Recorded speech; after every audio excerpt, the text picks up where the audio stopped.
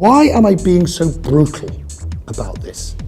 Instead of saying, yeah, it'll be really good. There'll be 3 companies and they'll all make great things and Nigeria will be known as the Silicon Valley of because you're putting the cart before the horse. Because your biggest asset is your youth and intelligence and education. It is not people of my age. It's not the miserable old government ministers and CEOs that we all know and love. You are the secret weapon. You're going to be a player when you get your act together. You see the difference here? I could sit here now and I could tell you what you want to hear, right? I could sit here now and I could tell you Nigeria is going to be #1 in this, and Nigeria is going to be a world leader in that, and Nigeria will do this and do that, and you'd all go and you'd all go, hey, yeah, go Nigeria. Do you believe it?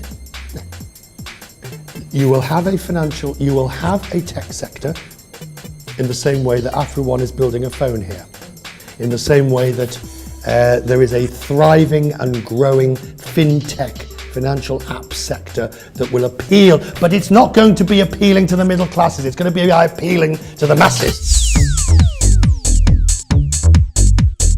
Simple.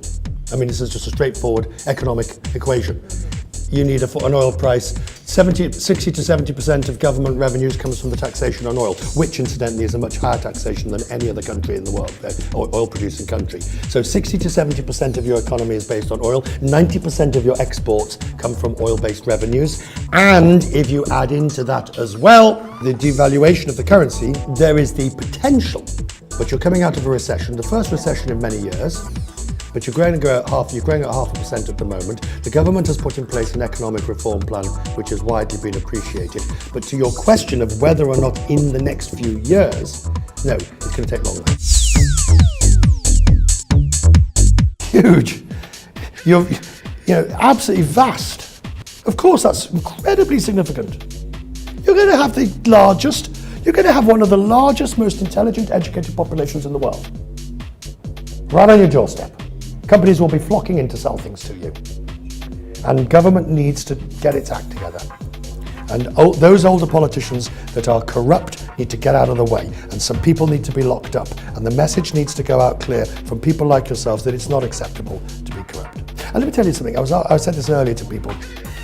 Whenever I mention the C word, corruption, I get roundly criticised. Roundly criticised.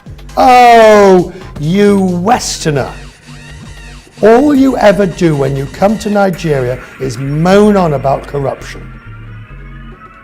And then I'm at dinner privately with some CEOs or decision makers, or yourselves, decision makers, influencers, and I say privately, what's the biggest problem? And you say corruption.